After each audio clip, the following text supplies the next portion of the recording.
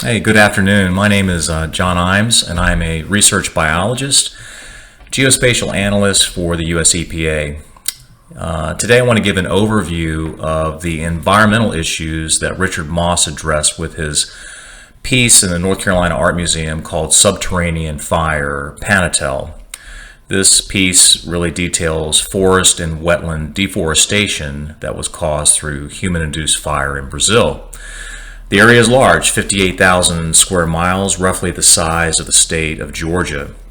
You know, this unique wetland forest ecosystem really was primed for disaster during the summer of 2020 due to a combination of factors: extensive drought and also local ranchers desiring to increase their grazing area for their herds. So human-caused fires that were started in that late summer near these ranches burned into this rich, dried peatland and really got into the root system and were very difficult to contain because of this. They burned approximately 30% of the total area of Panatal, roughly the size of the U.S. states of Massachusetts and Vermont combined. The devastation of this event had major impacts on both flora and fauna alike, including pressure on the rich biodiversity of animal life that includes really the world's largest jaguar environment, as well as the puma habitat. You know, we're all too familiar with the news of tropical forest loss due to logging and subsequent land cover transition that is occurring back to agriculture in Brazil, and this is seen here in this sequence, this time series sequence of land clearing operations in the state of Rondônia in Brazil from 1987 to present day, and this is a large area. So let's get back to Richard Mosse. What he was able to do is using multispectral imagery, which included infrared that was captured from a camera flown from a drone, depicted a landscape that really was devastated from this wildfire event, and displayed it in a myriad of colors, different from our natural perspective, where vegetation we see normally appearing green, water appears blue, and so forth. On this composite, you can see Mosse assigned, the red to violet for foliage that yet was to be burned. The foliage that was more in distress from the burn can be seen with the greens, the blues, and the browns, and the black showing ultimate final decay of plant life. If you assume a north orientation for this image, for this composite, the fire is seen progressing in a westerly by southwesterly direction. You can also see smoke that is seen at the fire edge. It's kind of white and sort of bleaching out the vegetation colors that underlie the plume. So now let's jump to some underlying science and one application that Richard's work parallels. Different materials, organic or inorganic, absorb and reflect the electromagnetic radiation differently dependent on their chemical and physical structural properties.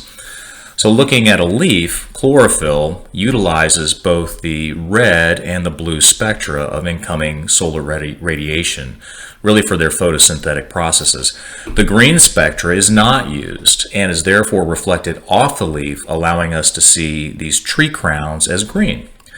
The cell structure of a healthy leaf reflects what we know as the near-infrared radiation. This contrast between the red and the infrared reflectance within vegetation has provided the user and scientific community with a means to detect vigorous vegetation from stressed.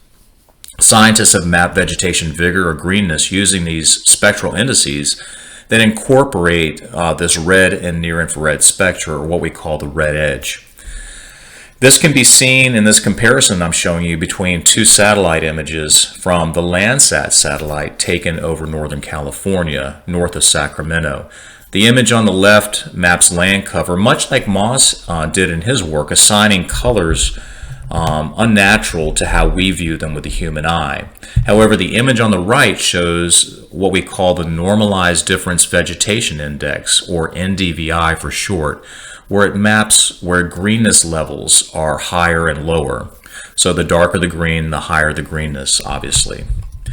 Now, using these band ratios or indices allows scientists to address ecological questions of what might be happening on the landscape following a particular event. Scientists have been investigating the level of non-return of forest following fire or insect infestation to its forested original state. I've been modeling smoke plume dispersion around wildfires over the past 3 fire seasons. As I've driven around these fires over the last few years, I've noticed that burn scars from prior years are not recovering back to forests as you might think, but many are really transitioning just to grasses and brush. Here I'm showing the results of a study done by a number of colleagues in my group that's currently in review for publication. It addresses the issue of forest non-recovery following wildfire or insect disturbance.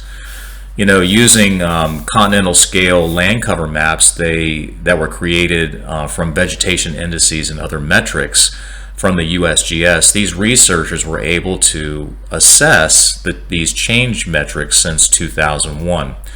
This map shows areas where recovery back to forest has not occurred, an area estimated to be approximately the size of 3 states of Rhode Island combined. The use of Rhode Island today is because I just returned from spring break up in Rhode Island. So Mosse's use of spectra extending beyond the visible portion of the infrared has created these beautiful mosaics that capture our attention regarding these color contrasts, not usual to our natural perspective. Underlying something so beautiful, though, is a landscape being changed to the detriment of the environment that it supports. Thank you.